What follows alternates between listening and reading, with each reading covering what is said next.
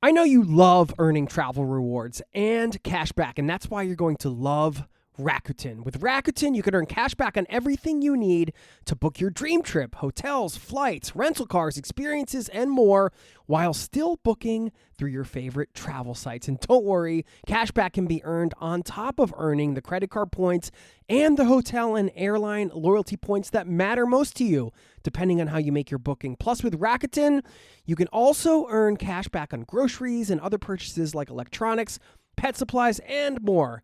And the best part, you can join today for free and start earning cash back on top of your travel rewards. Go to Rakuten.com or get the app. That's Rakuten, Rakuten. Rakuten, the most rewarding way to shop. This episode is brought to you by TaxAct. Don't do your taxes alone. Join TaxAct's National Admin Night. Admin nights are social gatherings for getting through your to-do list. So get ready for a night of fun, finding deductions, and filing taxes with TaxAct, where you can file your federal and state return for just $49 through April 8. Let's get together and get them over with. Visit taxact.com/admin-night for details. Protein is now at Starbucks, and it's never tasted so good. You can add protein cold foam to your favorite drink or try one of our new protein lattes or matcha. Try it today at Starbucks.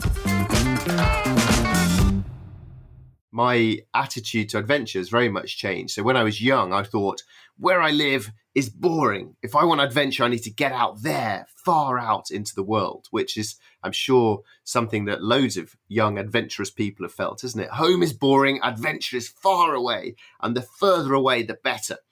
And I did a lot of that, and I loved it, and I'm very grateful for it. And perhaps I needed to go through all of that before I could start to think, hang on, I have no idea what is in the next town to where I live. Maybe if I'm an adventurous explorer, I should go have a look what's in my town next door rather than to Uzbekistan or somewhere like that. That is Alastair Humphreys, today's guest, talking about his latest adventure, which was exploring locally. He decided to, quote, swap dreaming of large adventures for spending an entire year roaming the local map I lived on, an area measuring just 20 kilometers across, end quote. Now, keep in mind, Alastair is a National Geographic Adventurer of the Year. He has cycled around the world, spent 4 years doing that, raced a yacht across the Atlantic Ocean. He's canoed 500 miles down the Yukon River. He's walked the length of the Holy Kaveri River in India, just to name a few. Would exploring a single map be enough? Would he be happy? What did he learn? What can we learn from his experience? You're going to find out today, and you might be surprised to discover the kind of impact a local adventure can have on an individual, and maybe even see travel in a new light.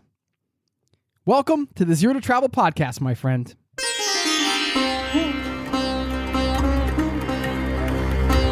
You're listening to the Zero to Travel podcast, where we explore exciting travel-based work, lifestyle, and business opportunities, helping you to achieve your wildest travel dreams. And now your host, world wanderer and travel junkie, Jason Moore. Hey, what's up? It's Jason here with ZeroToTravel.com. Welcome to the show, my friend. Thanks for hanging out, letting me bring a little travel into your ears today. This is the show to help you travel the world on your terms, to fill your life with as much travel as you desire, no matter what your situation or experience. Thanks for being here and being part of this community. And I invite you to get in touch anytime. Jason@ZeroToTravel.com is my email. I want to give a shout out to Evan, who dropped me a note from this community recommending a guest. I always love reading those emails from listeners. So let's make this a two-way conversation. If you haven't gotten in touch, feel free to do so. And you can always sign up for the newsletter, ZeroToTravel.com/newsletter. It's free. Travel tips, advice, latest podcasts, random musings. You never know what you're going to get. Sign up over there to keep in touch. Again, that's free. Okay. Today's guest, Alastair Humphreys. AlastairHumphreys.com is his website. I have a ton of respect for this guy. I mean, he's been so true to his values for so many years. He's put out so much work to help inspire others to live an adventurous life, whatever that means to them. A lot of frameworks he's created and concepts that can allow you to do that. One is He pioneered this concept called micro adventures, which is really about finding adventures near your home. But he really takes it to another level with this concept of exploring a single map, one tiny little area at a time near your home. You're going to hear about his experience today, get some practical advice for having your own local adventure, how to slow down when you travel. There's so much more in this episode, a lot of lessons that came out of this exploration, and it's worth a listen. I'll tell you that. Stick around on the back end. I will share what makes this concept so exciting and some final thoughts and a quote to wrap it all up. So please enjoy my conversation with Alastair Humphreys, and I will see you on the other side, my friend. Cheers.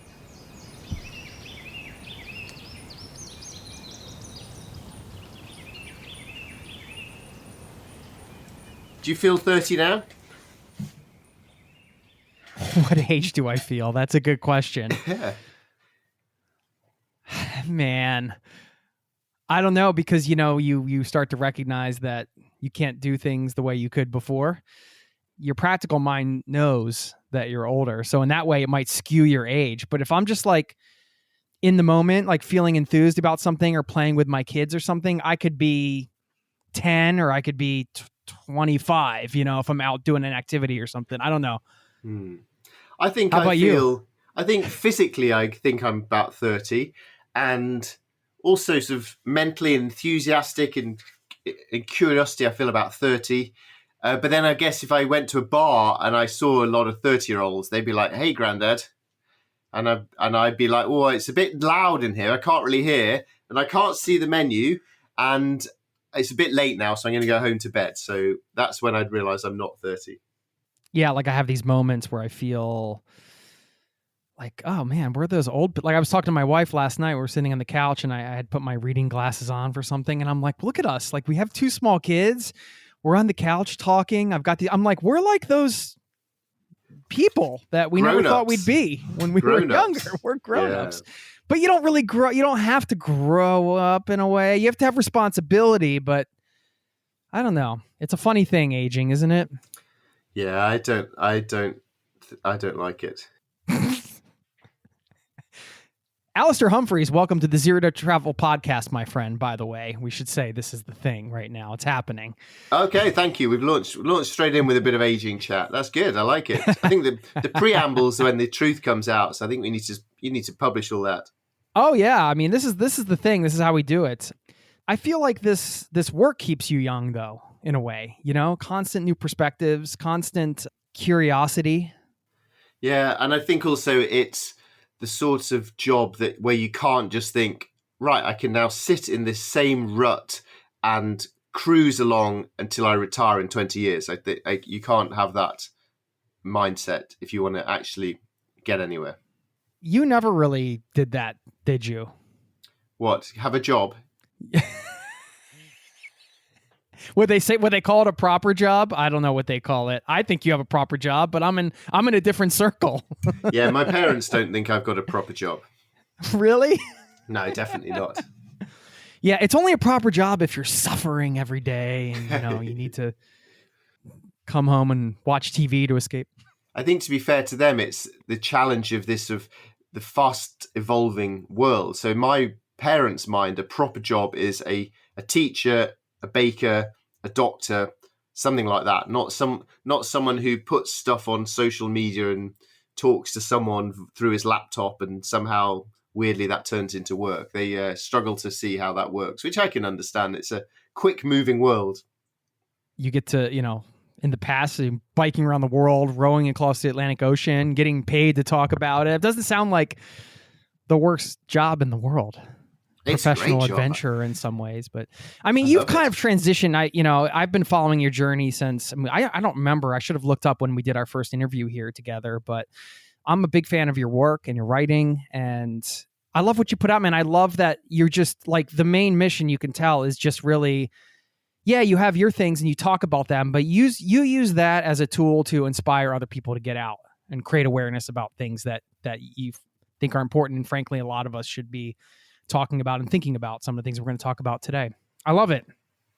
Thank you. Yeah, I think I think the transition from just doing adventure because it's brilliant fun for myself towards trying to encourage others to do it has been great for just adding a bit of purpose to what would otherwise be a fairly selfish, hedonistic pursuit. So yeah, it's nice to try and encourage other people to get out and chase a bit of nature.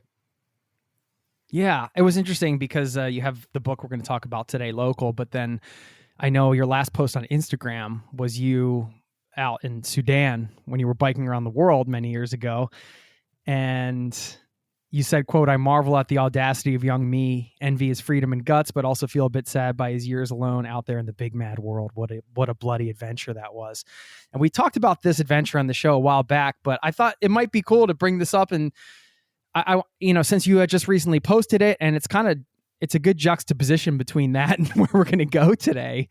But thinking back to you, looking at that picture of you on the bike in Sudan when you biked around the world, and thinking about you now and where you are, talk about how you've grown in terms of like your travel and life. I know it's a big question, but. Well, I set off to cycle around the world in 2001.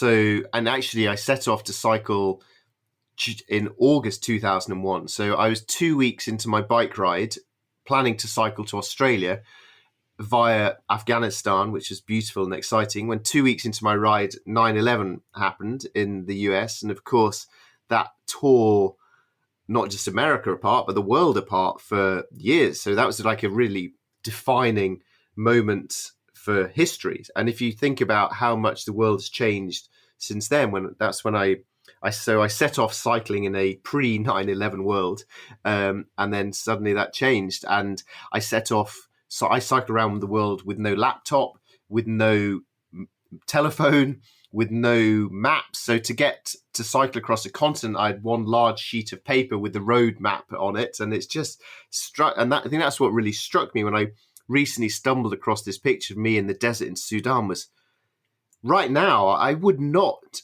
dare. I don't go to the shops without my cell phone in my pocket, and I put Google Maps on to try and get somewhere I've gone to 50 times before. The thought of cycling across Africa with just a paper map just blows my mind. So that was why I was like, well played, young me. That was brave. I don't think I'd be able to do that anymore. So maybe I'm just getting old and soft. But yeah, the world of travel has changed spectacularly. I mean, you must have noticed that in your very long running podcast, just the different aspects of traveling the world. It's changed a lot, hasn't it? Yeah. Thinking back to your, let's call them like out of your home country adventures, let's say, did you ever think you would be where you are now, where you're kind of thriving on these local adventures that we're going to talk about today? Could you have imagined that? I think if you asked the young me cycling bravely through Sudan about his opinion of someone who is now pontificating on a popular travel website and writing a book about just exploring 10 miles of suburbia, I'd have looked down my nose at that old man for being a boring wimp. So my attitude to adventure has very much changed. So when I was young, I thought, where I live is boring. If I want adventure, I need to get out there, far out into the world, which is, I'm sure, something that loads of young adventurous people have felt, isn't it? Home is boring, adventure is far away, and the further away, the better. And I did a lot of that, and I loved it, and I'm very grateful for it. And perhaps I needed to go through all of that before I could start to think, hang on, I have no idea what is in the next town to where I live. Maybe if I'm an adventurous explorer, I should go have a look what's in my town next door rather than to Uzbekistan or somewhere like that. Yeah. I mean, I think that's universal with travelers, right? You're listening to the show, you feel like, yeah, you want to go and experience exotic places and meet interesting people from all over the world and understand those cultures. I mean, this always gets tricky, right? Because we talk about climate change and there's all of these, issues surrounding travel. Yet, we're fortunate. I mean, we're older, so we've gotten to go and have these experiences.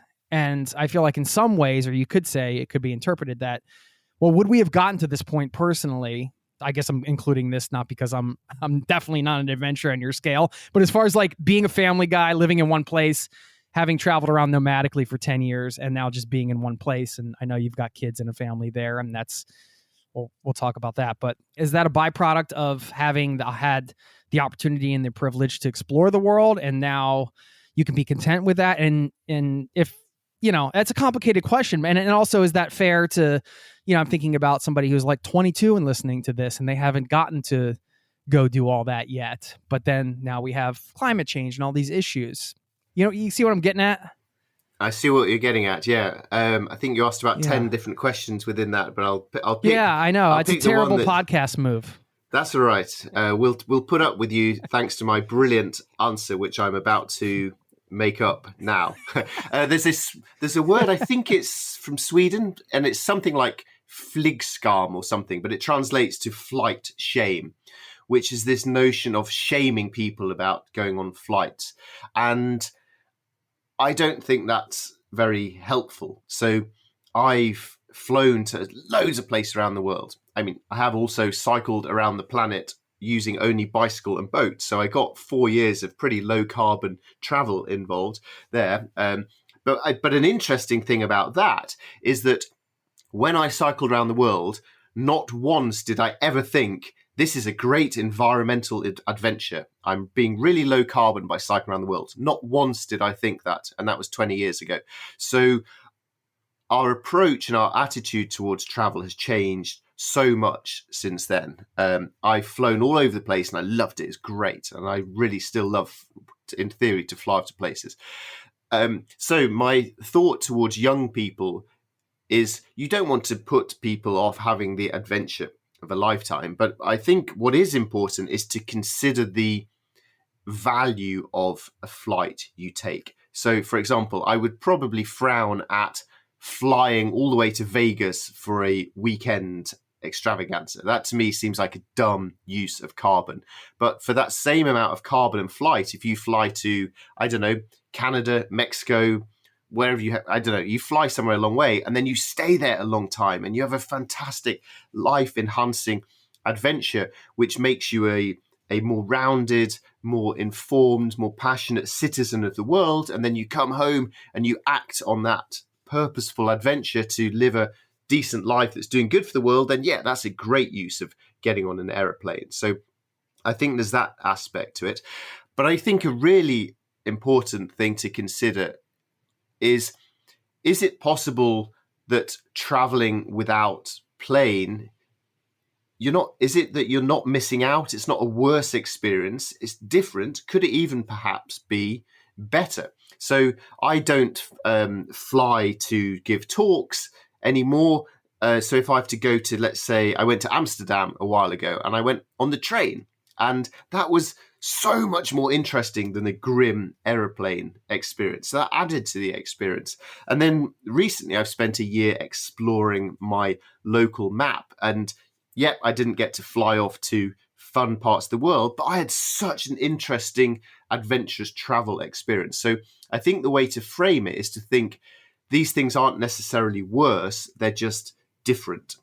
Okay, so let's talk about Local, the book, Local, A Search for Nearby Nature and Wildness. And I just wanted people to understand, briefly how much exploring you've done around the world and how different this is from, in some ways, but I guess similar in some ways in terms of the mindset. It seems like, reading through the book, this is when you decided to swap, I'm quoting the book here, I decided to swap dreaming of large adventures for spending an entire year roaming the local map I lived on an area measuring just 20 kilometers across. And you're based in the UK.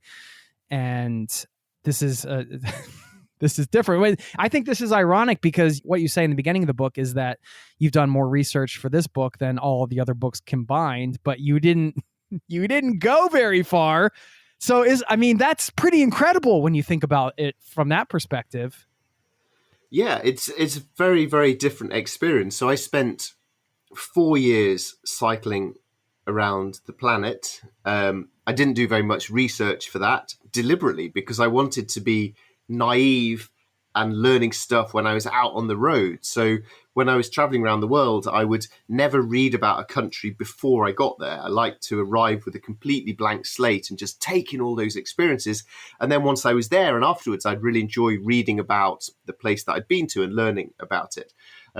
Whereas this experience turned me into a bit of a nerdy internet bookworm, just reading so much about all sorts of random stuff and finding it absolutely fascinating. And perhaps that's just indicative of me being a young guy versus now being a middle-aged guy, that I'm just like, oh, that's interesting. I'll go and read some websites about this thing. So it's been a very different way of experiencing it. But I do feel that having traveled to a lot of countries and a lot of places, that really helped me compare the similarities and the differences of just looking at 10 miles in suburbia just outside London, where it was mostly raining.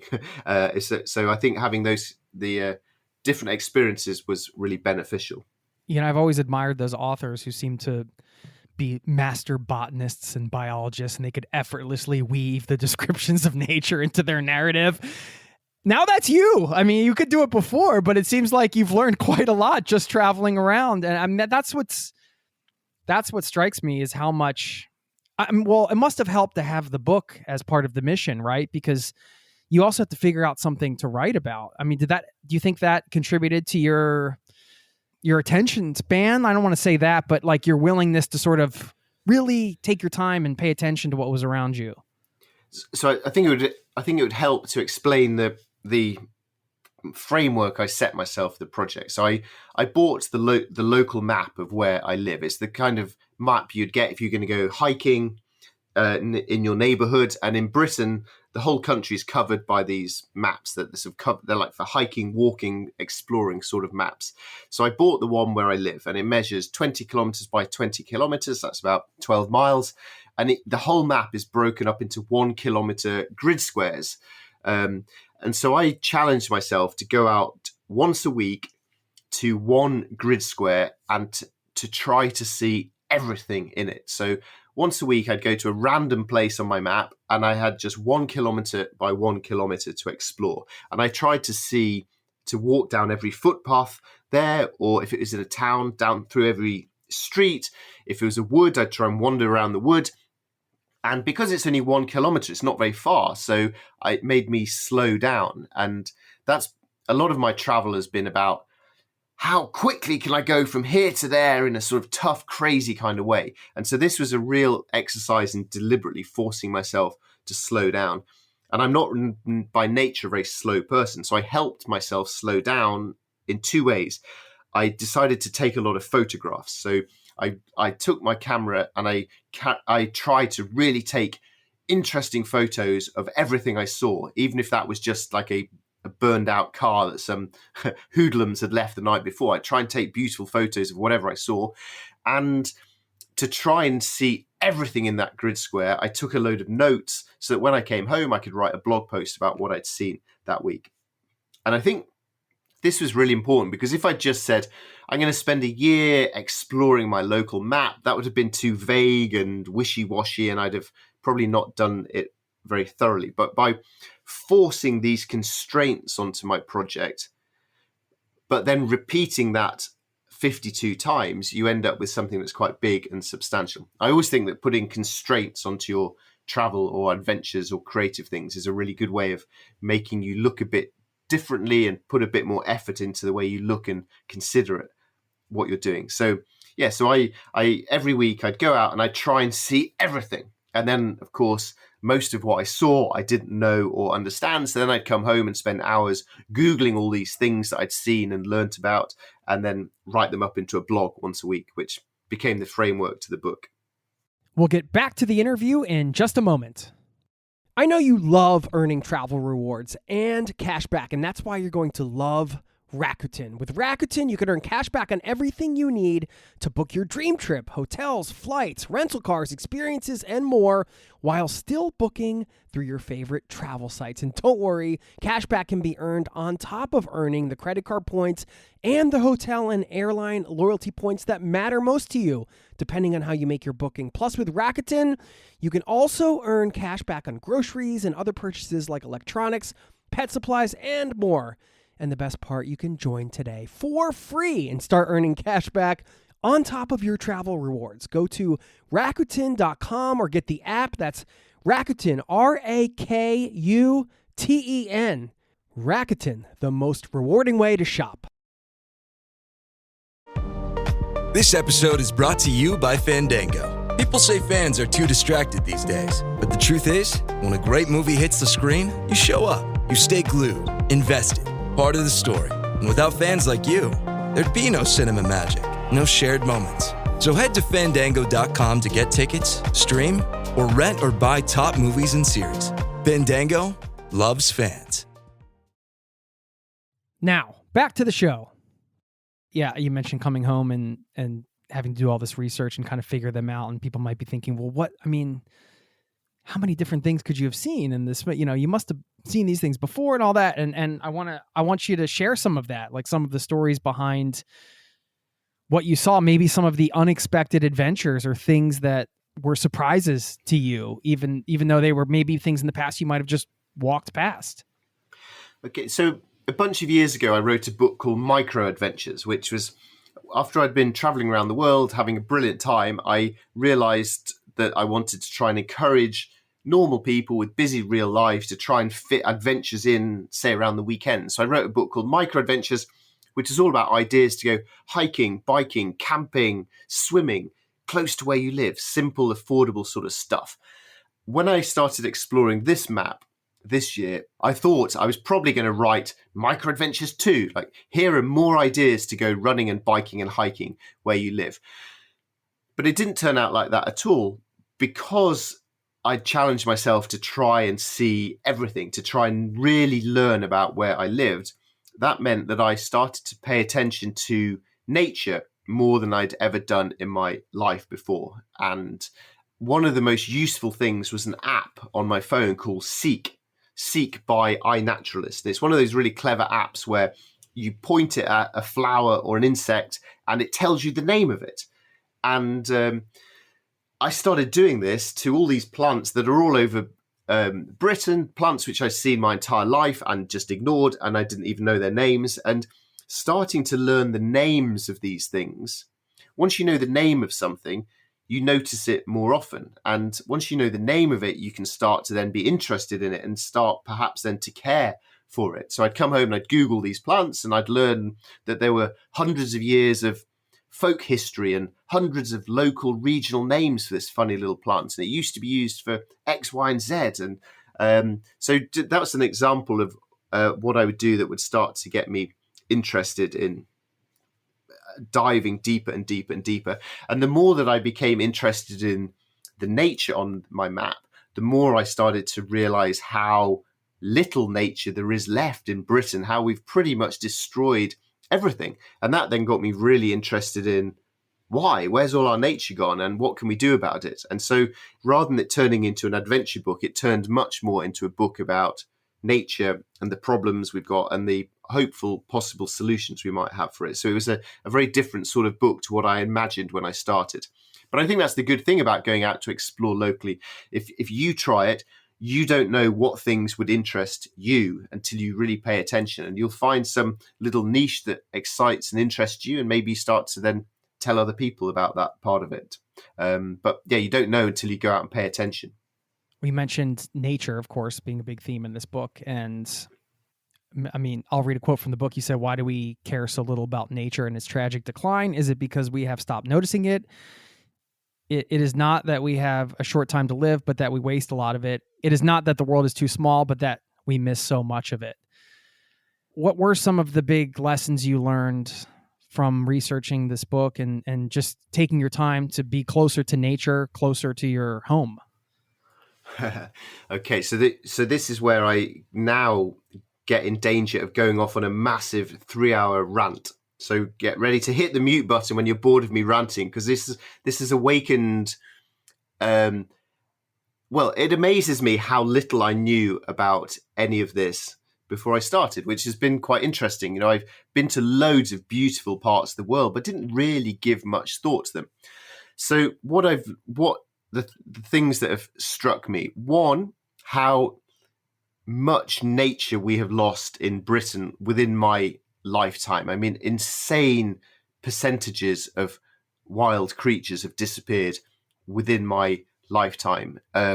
We have almost no trees in Britain, some of the least tree cover in the entire world. And I started to learn, but all my life I've thought, oh, England's green and pretty, it's lovely, it's beautiful, we've got lots of farms, it's pretty. And what I hadn't given any thought to was Britain didn't always look like this. When my grandparents were around, it was different. 200 years ago, it was different. But I'd come to accept that what I see outside the window is, this is normal, this is nature, but it's not. It's just what it is right now. And it's a far depleted version of what it used to be. And the way that we use our land on our local maps became fascinating to me. I started to get really amazed by how much of our land we use for farming, and how much of that land goes to certain parts of agriculture and diet, and the massive, massive implications of that on emissions, on nature, on river pollution. Learning what we use our land for and how that has changed. That was probably the single biggest thing that really got into me this year. Has that changed anything about your daily life or the work you're planning on doing? I'm very conscious this is a travel podcast. But I guess my brief answer... It's okay. answer... We talk about everything here, man. This all ties into life, I mean, how can it not? Okay, so my brief answer would be that it alarmed me so much that I feel now really duty bound to be much more active in talking about nature loss, the climate emergency, the pollution of our rivers, and just to use one specific example, learning that 75% of the UK is farmland, and that 80% of that farmland is used for meat and dairy farming, and the incredible impact on river pollution and emissions, not to mention all the trees that have been cut down to make that amount of farmland, had a significant impact on my dietary choices. And so I've got really passionate about land use, diet, river pollution, and the legality of access to nature. In Britain, there's a sort of campaign called The Right to Roam, trying to make it be more land be open for more people to roam around and embrace nature. And I feel that all of these issues are intrinsically linked together. By us being disconnected from the land, not spending much time exploring our local land, we then don't notice what's happening to the land. We don't notice its decline. And because we don't notice that, we don't care about it. And therefore, we don't do anything to change that. End of rant. So are you a vegetarian now? Or When I was a kid, I used to think, I don't really want to be, well, I definitely don't want to be a vegetarian because I love meat. But I can kind of understand why someone would be a vegetarian. I can get that. But vegans, they are weirdos. That was my theory throughout my entire life, until I started to learn all this stuff about land, and I just thought, I can't eat meat or dairy at all now. So I'm now full on hardcore vegan, and I'm quite happy to bore anyone for hours on end like all good vegans. Since we're on the topic, maybe somebody's listening. Yeah, educate us a little bit how it's been. Was the transition... this is as far as everybody's own eating habits and everything. It's my thought is like kind of to each their own in a way, because humans are so different. So it seems like certain people need certain different types of things for their bodies. And if they're tuned in, they can know what that is. I don't know. This is a travel podcast. I'm not a nutritionist. Yeah, I'm just curious for anybody looking to, let's say, experiment even with that transition. What would be your best advice? Okay, so the first thing is I completely agree that diet is your own choice, but I really believe it's beyond a personal choice. It's a moral responsibility to society and to future generations that anything you choose to eat, you should consider the impact of that on the planet and on nature. And I think once you're educated on that, you can then make your own choices. But I really think to not do that is pretty bad form, I would say. Once you've educated yourself on those choices, fine. Then we get onto the actual eating itself. I love eating meat and cheese. I love it. So the biggest difficulty for me was, how can I make this not a miserable experience? I don't just want every meal to be depressing and rubbish. I don't have a strong enough moral compass to do that. So the key thing for me was learning to cook new food that was delicious. And the single best thing I did was a recipe book called the Green Roasting Tin Cookbook, which was just loads of really simple, really easy recipes, which are simple, cheap, and delicious. And boom. So that then really helped me. If I hadn't been able to eat delicious food, I would quickly have given up. And with a bit of conscious effort and thought, I've found it very easy to get plenty of protein and all the things that I need to be a fit, healthy, active, strong, middle-aged bloke. So yeah, that's my essence.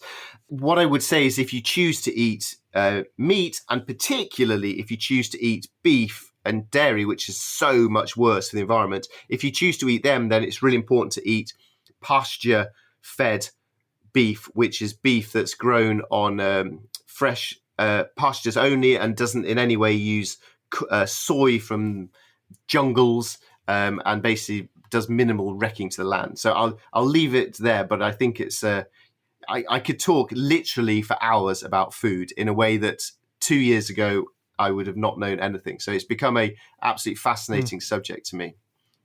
Wow. Okay. Maybe that's a future book we'll have to look out for. And if anyone's still listening, we'll go back to the travel now. No, it's not like that here. We like, seriously. I mean, this is a free conversation. I mean, you don't go exploring around the world or in your backyard without coming home with some new perspectives. When you have that open mindset, I mean, isn't that what it's about? It's about coming back with new perspectives, and then how are you going to implement them into your daily life? It's a theme of this show for years and years and years, right? The thing you said about the transition, I think that can apply to a lot of things, right? Like if you're somebody who's looking to experiment with a new lifestyle or a new thing, and you're finding it hard, you're going to have to give something up in order to achieve that. Like you said, making it fun in some way, or finding a way to make it so it's not a miserable experience. So it's less, I'm giving this up and I'm losing it, and more, look at what I'm gaining. Yeah, I think that's absolutely vital. And for me, I started exploring locally thinking, oh, this might be quite boring, but I can't really go on planes anymore, but this sounds a bit boring. I completely transferred into thinking, wow, this is so interesting to explore locally. I'm really enjoying that. And then similarly, say with farming, I can moan and moan and moan about the bad stuff of farming, but a positive way of looking at it is, wow, we have the potential in choosing what we eat for lunch today. We have the potential to free up loads of land, which can then be planted with trees. We can clean rivers. This can be a positive thing. I can learn how to cook delicious Indian food. So I think you're totally right. For anything to change, it needs to be positive, hopeful, and optimistic, because no one needs any more negativity about the planet's doom and gloom. So yeah, trying to find hopeful, optimistic solutions is key. Yeah. Finding the personal joy in the new journey, let's say. You started the book by exploring what you deem to be the most boring grid. And Yes. That's quite a way to dive into this project, because it's either going to be sink or swim. I think at that point, you're like, where am I going? There's nothing here. And talk about that choice and that experience on that first day. Yes, I one of my favorite things about traveling is coming up with the ideas, the plans, the sort of daydream and having the ideas and then getting the map out and looking at it for the first time and wondering what it might be like. I love that part of planning adventures. In this instance, there was so little stopping me beginning. The only issue was I had to buy a map. I could afford to buy a map. I got the map, I looked at it, and then I just had to literally walk out my front door and the journey had then begun. It was as simple as that. The biggest barrier I faced was within myself thinking, this might be quite boring for me and possibly quite boring for people who might read about it later on my website. So I'm going to test this out straight away by just looking at my boring map and going to the most boring place on my boring map. And then I'll see what I see and I'll come home and I'll write about it. And if it's really boring, then that will be the end of the project. And then I can just get on a plane and fly to Bali instead and forget all this nonsense.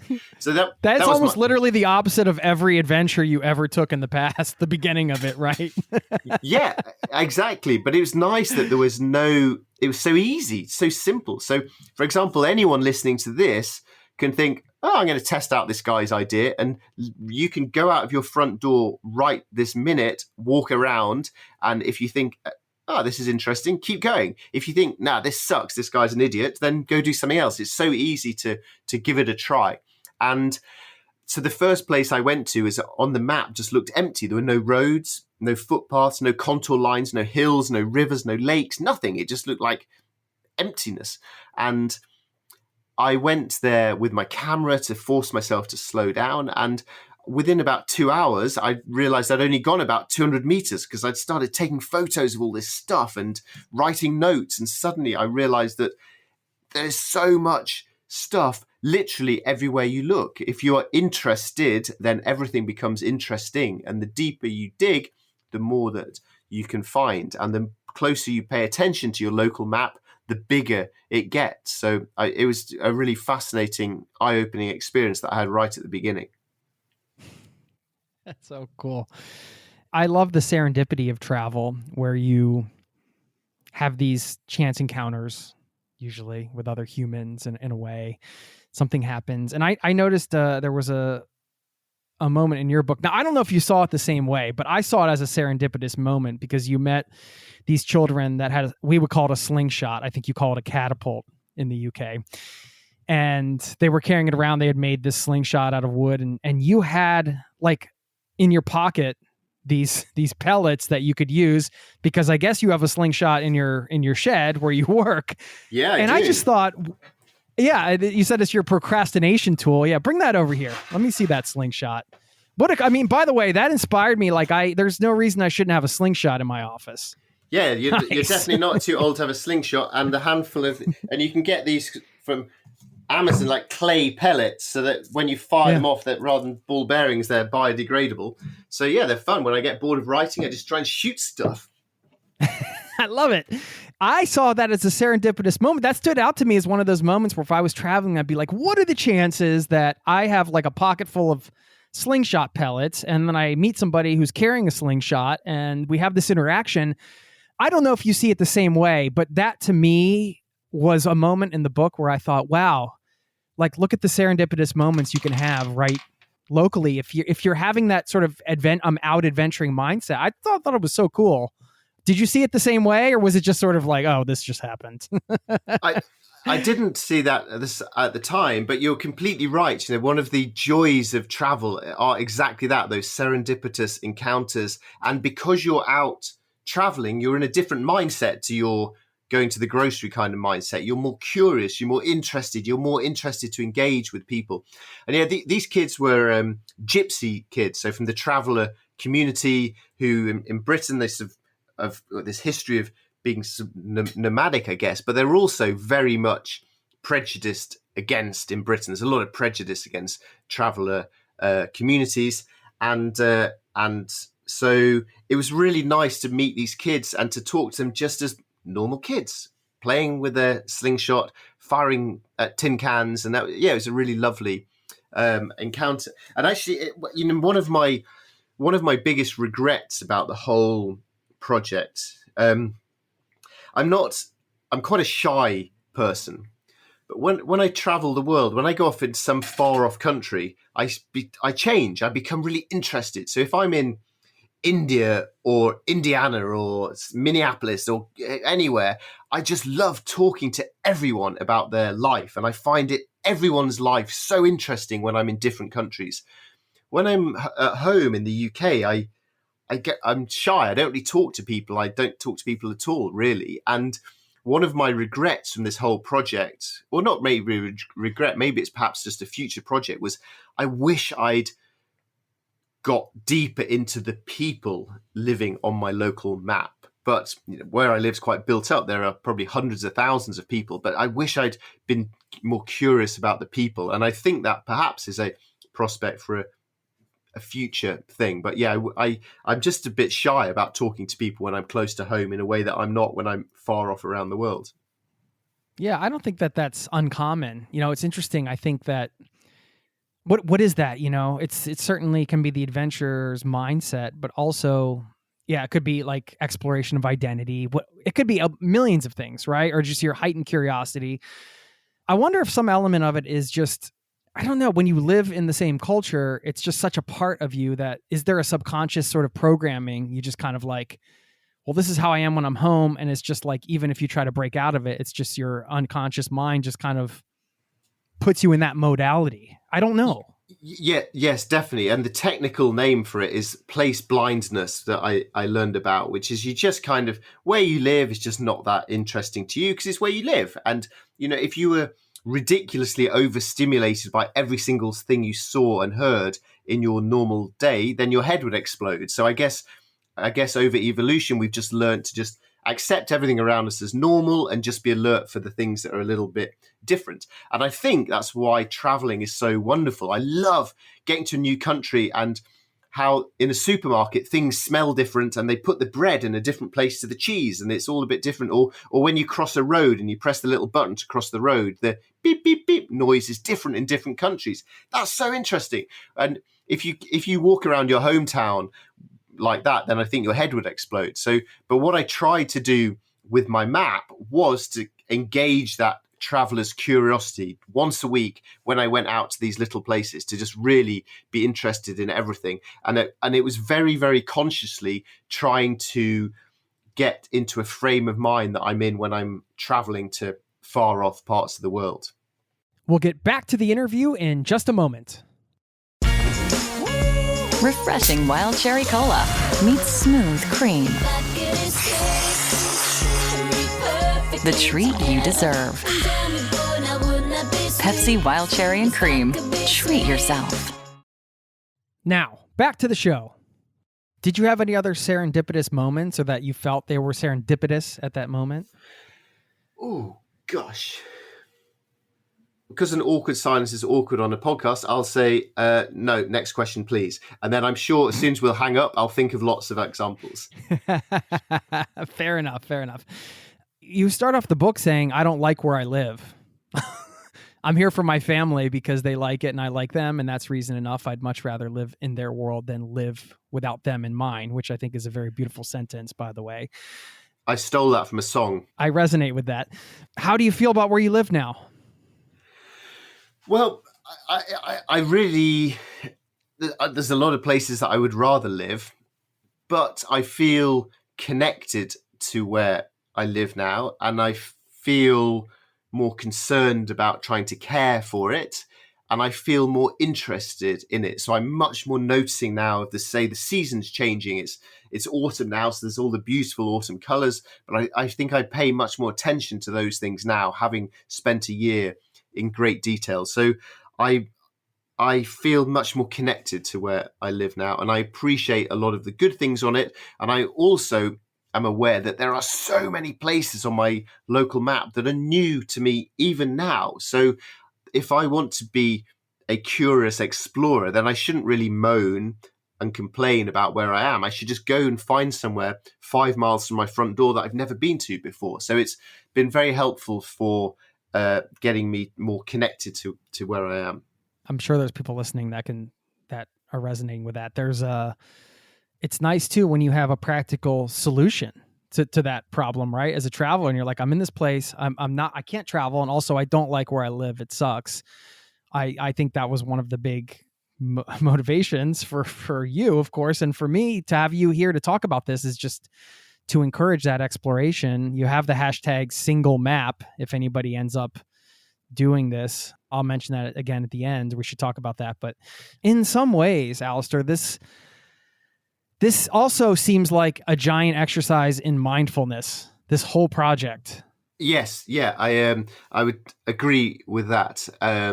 It's definitely about me trying to notice everything around me and deal with the things that I can change, accept the things that I can't change, and to appreciate what I have right in front of me right now, rather than just wishing I was off on the opposite side of the world. So yeah, I think it's been a good exercise in practical mindfulness for someone who can't really be bothered with actual mindfulness. So yeah, I think it's been really good in that sense.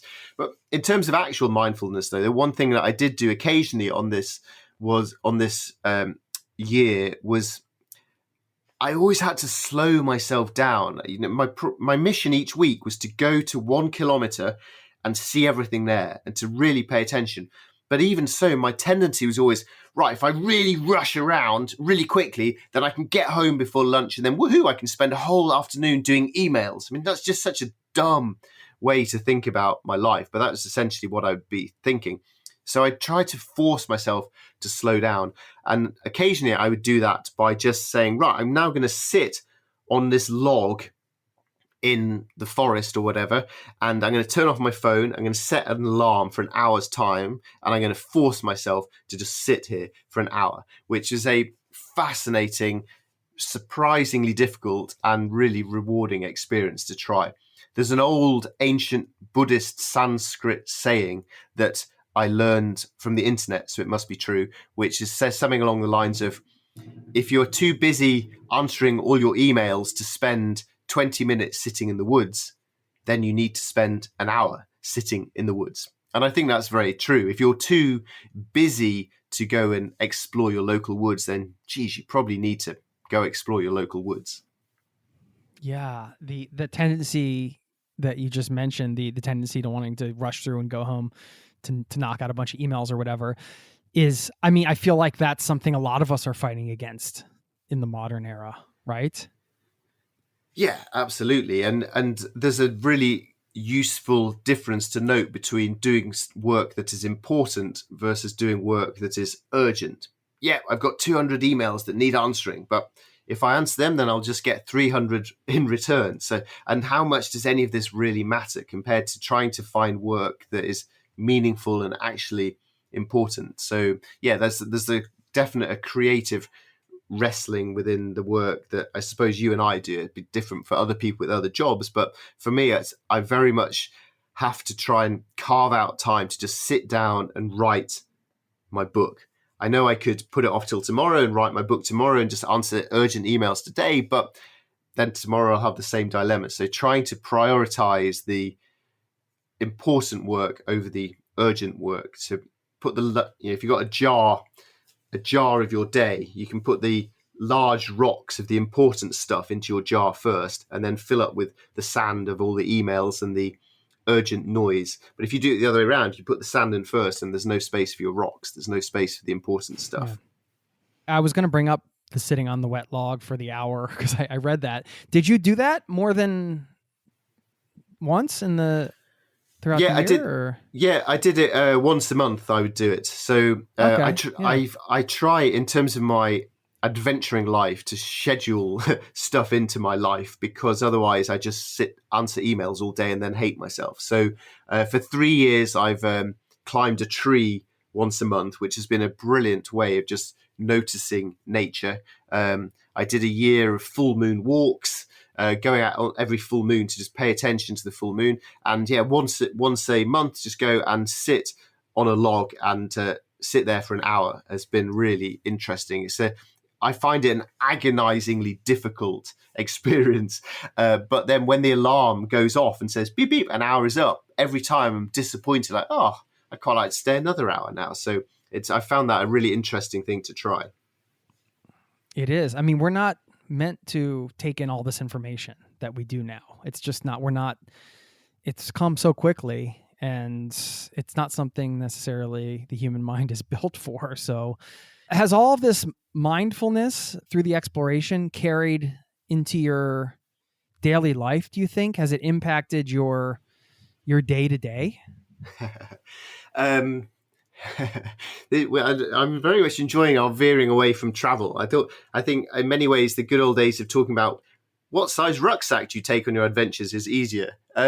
I've been reading quite a lot of Stoicism recently, which is very much along the lines for me of trying to be grateful for what I have rather than stressing about what I don't have, and for I said this before, for accepting the things I can't change, changing the things I can change, and being cool with the difference between those two things. And so one reason, very much a reason, I don't really write about this, but a very significant reason for me starting this project of exploring my local map was just to try to work hard at accepting my life, to realize that, geez, I've got a really good life and I'm really lucky and there's a lot of good stuff in my life, and I should just really accept that rather than beating myself up about the other stuff. So yeah, it's been really helpful for that.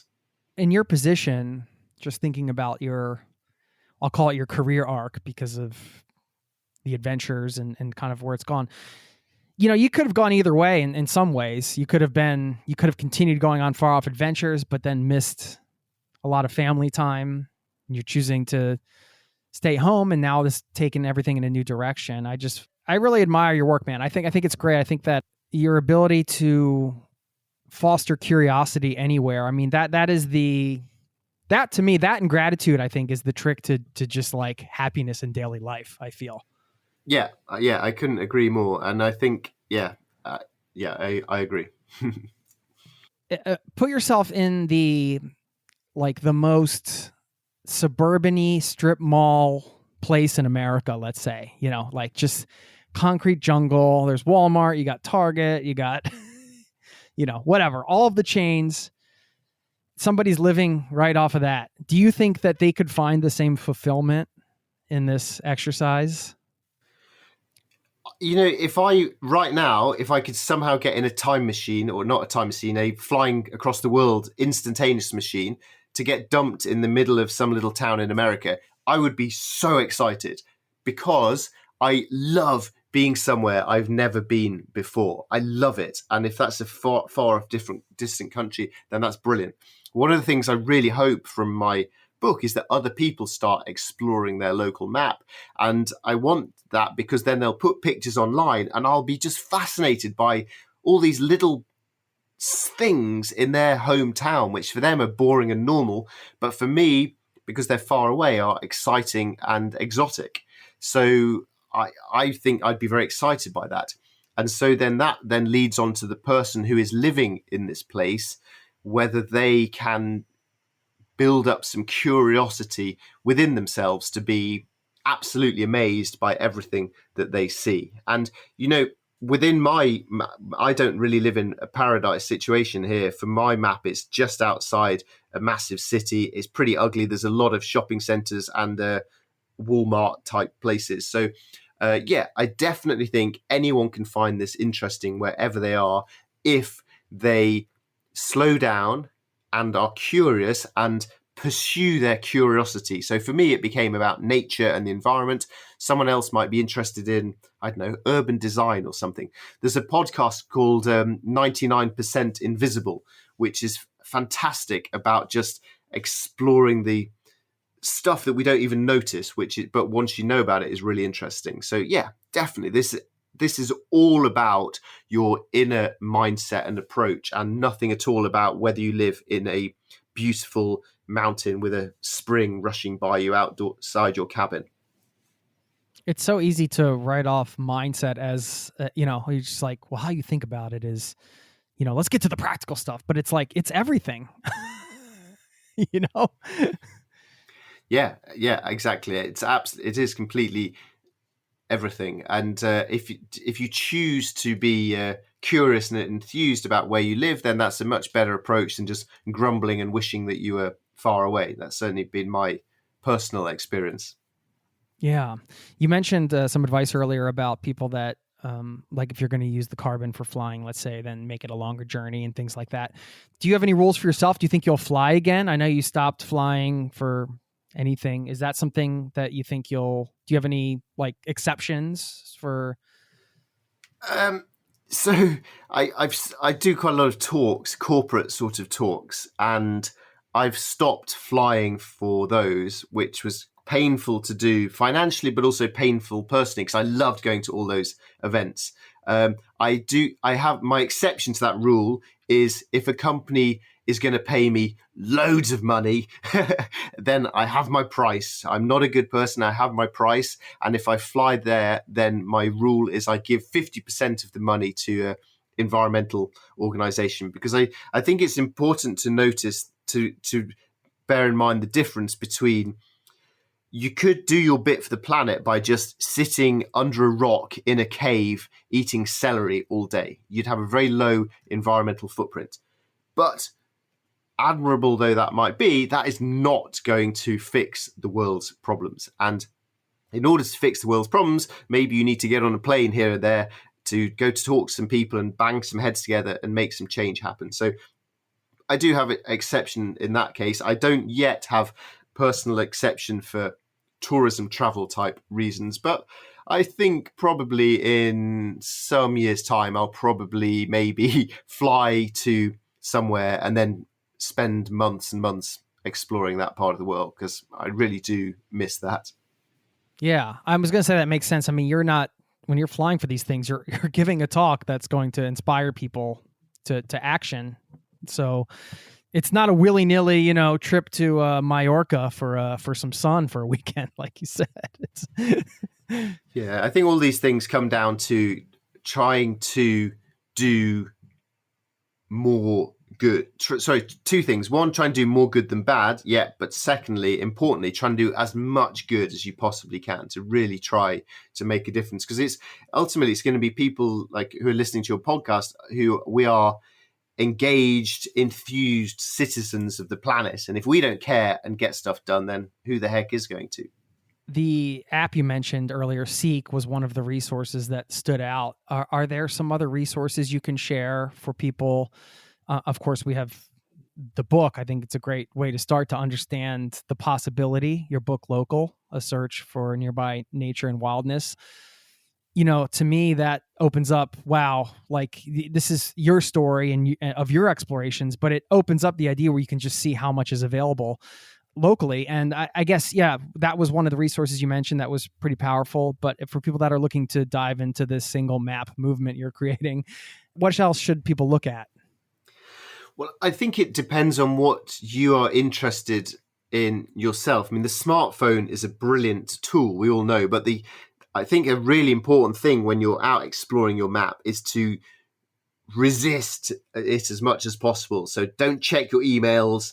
I didn't listen to any music when I was doing it because I love listening to music, but I wanted to keep listening to stuff that was around me. So I just be mindful with what apps you put on your phone in order to help you with your adventuring. And for me, it was Seek to learn about all the stuff I saw, and then a great app called Merlin, which tells you the names of the birds you hear singing, because and that has I found so interesting. You hear the bird going tweet tweet tweet, and it tells you the name of it, and suddenly you know the name. So the next time you hear it, you start to learn it better, and that has really helped me to slow down and pay attention to where I live. And then the other thing, I guess, would be I took an actual camera, but a camera app on your phone to make yourself try to take interesting photos, maybe just for your personal use. But that, I think I found that a really good way to slow down and make everything be as interesting as possible. Wow. Can you imagine dropping like Darwin into this time, giving him a smartphone with these apps on it? Yeah. Yeah. Incredible, isn't it? I mean, but that's the opportunity we have. Yeah, I mean, I wrote about in that first week how I was sitting on a park bench learning the name of a common reed, which I learned actual name was common read. And then as I was learning this, I then started learning about the these what are they called? The James Webb satellite camera from NASA, which has been taking better photos of the universe than ever before, and that the sort of depth of knowledge which you can start to explore within your phone just blew my mind. So Wikipedia was a very valuable resource for me in this project as well. It is very much a tool. I mean, there are all these incredible technologies available to us, or we could, we could read the the latest tweet or whatever. It's always a choice, right?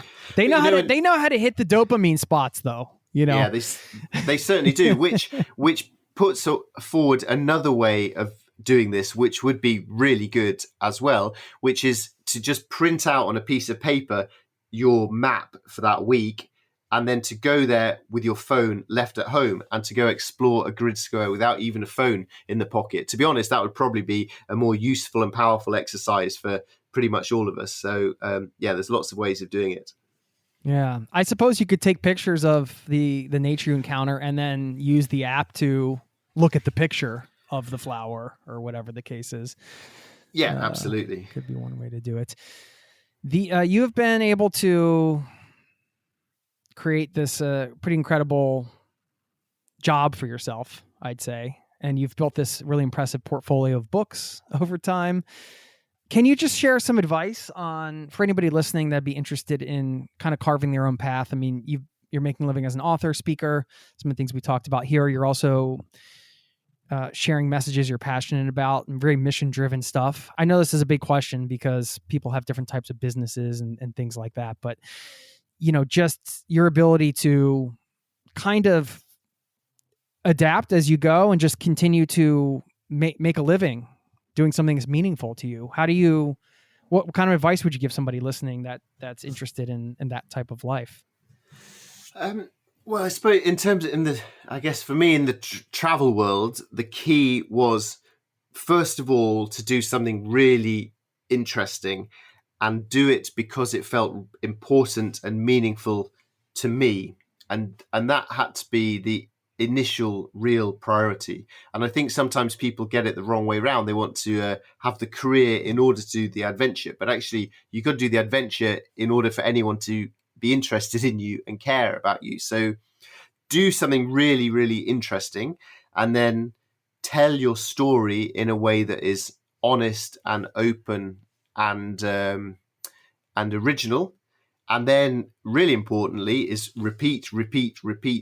It takes you 10 years to be an overnight success. So your first podcast wasn't that relevant to the universe, but add up hundreds and hundreds, and you end up with a cumulatively more important body of work. So persistence and repetition, and just I think it's really important to try and solve a problem for people. So, and a good way to do that, of course, is by solving a problem in your life. So find a problem that needs solving and go about doing that. So in my case, in this instance here, it was, I've stopped myself flying for adventures, and that's a problem because I want to still live adventurously. What can I do? I know, I'll go explore my local map. So that was the problem that I tackled in this instance. And then, just repeat. Right. Love it. Are you hopeful for the future? I mean, after thinking on all this, seeing how much, diving deep into the statistics of, as you mentioned in England, the lack of trees and all the sort of things like you take in all that information, it's easy to get kind of discouraged about the direction that humanity is going. How are you feeling right now? I'm really hopeful. I mean, the planet is unbelievably screwed, but 20 years ago, when I cycled around the world, I didn't even know that, let alone care about that. And yet now we all know that, and we all care to some degree. We're on different levels on our journeys, but there's a huge awareness to these things now. And the solutions are very much achievable. They're not easy, but they are very simple. It's not hard to, for example, in Britain, it wouldn't be hard to clean up the rivers, free up a massive area of land which could be rewilded with trees and given back to nature, and clean up all the rivers to reduce emissions enormously and to bring back a huge amount of nature. That is very, very simple for how to do that. It just requires a sufficient number of people to demand that their politicians make it happen, because it will only happen by voting appropriately and shouting loudly. But yeah, I'm optimistic and hopeful, because the upshot of all this is that the future can be so much more beautiful than the present is. And also, just in terms of us as travelers, it's really cool to get on a train and go explore some place you've never been. It's really cool to explore your local neighborhood. So this is an exciting, optimistic way of looking at travel as well. So yeah, all is good, or all can be good. Are you going to get involved in politics? I mean, a lot of this comes down to policy.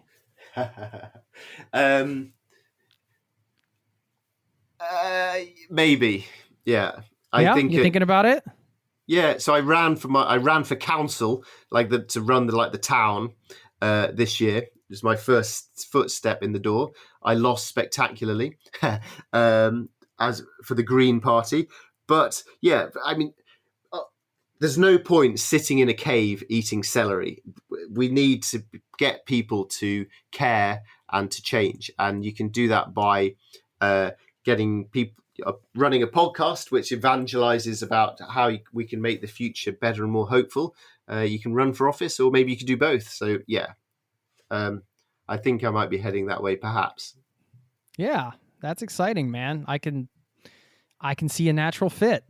And my mum would be pleased, because it would be at last a proper job, if you can call politicians a proper job. You haven't done enough, Alastair. You need that proper job. Yeah. I might need to get a smarter haircut. Let's talk about this mission, specifically exploring the single map. Have you sharing the adventures with your kids and your family? How has that been received on their end? Have you noticed any changes? So what I'd love to say is that going out exploring locally and being environmentally minded will raise a generation of children who are passionate environmentalists and lovely human beings, and that I'm therefore a brilliant father. In reality, my kids just think I'm a weirdo, that I get really excited about walking around the industrial warehouses out on the outskirts of town, and they think I'm quite weird that I go out when it's raining, and they'd much rather be on TikTok and Fortnite. Is the unfortunate reality of my parenting triumphs at the moment. Well, listen, man, you just know that it all goes in there somewhere. It's all going in. I hope so. Wait and see. Yeah, exactly. It's all aging in an oak barrel somewhere inside. Yes. Yeah. But I do feel it's great to get kids out into nature and enjoying the outdoors, and I do as much of that as I can. But I also feel it's really important as a parent that I'm honest in saying that I mostly massively fail against the battle of the screen, because I think a lot of parents are in the same situation. Yeah, it's tough, but I mean, you're doing way more than your part. And man, I appreciate it. I love getting a chance to chat with you. I was so glad that when you had this other book, I'm like, yeah, we get to have you on the podcast again and have a conversation. And we'll link up to the website and everything. And the Shed, your newsletter, I'm going to put it in there as great resources, because I love the newsletter. Of course, the book, Local, we mentioned, we'll link up to all of it. Is there anything we missed? Any big points you want to make? Or no, I think that's probably quite enough massively self-promotion ranting for one morning for anyone. No, it's great. I mean, this is stuff it needs to be talked about and shared, and I love the lens through which you're encouraging people to explore locally. Thank you so much, man. You want to leave us on you're a wordsmith. Do you have a favorite quote or something you want to leave us with here? Oh, crikey. So above my desk here, I pin things up above my desk. Shall I just read two things from there? One I've got here, it says, "The life that I could still live, I should live. And the thoughts I could still think, I should think." And then below that, from the guy who wrote The Alchemist, it says, "One day or day one, you decide." That's awesome. What a way to end it. Thank you so much for your time. And yeah, look forward to having you back next time. Thanks for having me, Jason.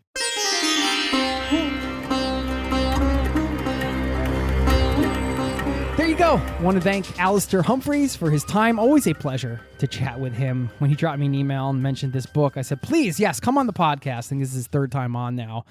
I just love chatting with that guy. And his book, Local, A Search for Nearby Nature and Wildness. What do you think? Are you sold? Are you going to explore locally? I want to share a very short clip from this interview that will help to tie up this episode. Have a listen to this. But I think that's the good thing about going out to explore locally. If you try it, you don't know what things would interest you until you really pay attention. And you'll find some little niche that excites and interests you and maybe start to then tell other people about that part of it. And that to me is the exciting part of all of this, that we all have our own unique interpretation as we're traveling, and locally is no exception, right? Can you be content exploring a tiny sliver of the planet near your backyard, no matter how bad the weather, how industrial it is, how unappealing it may seem? I'm just wondering if out of this you have considered what unexpected adventures and surprises might await you within just a mile or two or a kilometer or two from your home. It's out there. We can all go get a map, maybe sit on the log for an hour somewhere. I don't know. I will say my number one takeaway here is something that we all know, but sometimes we forget to embrace, is that adventure really is a mindset, right? I mean, Alastair has done a great job of creating these frameworks like micro adventures, or this idea of exploring locally on a single map. Really what it comes down to is embracing that traveler mindset, that mindset of openness and exploration, curiosity and adventure, and getting out into the world. We don't have to go far. I will wrap it up with a quote from Ralph Waldo Emerson, who said, quote, "Adopt the pace of nature. Her secret is patience." Thanks for listening, and I'll see you next time. Peace and love to you and yours. Cheers. This podcast has been brought to you by ZeroToTravel.com. Ideas and advice to make your travel dreams a reality.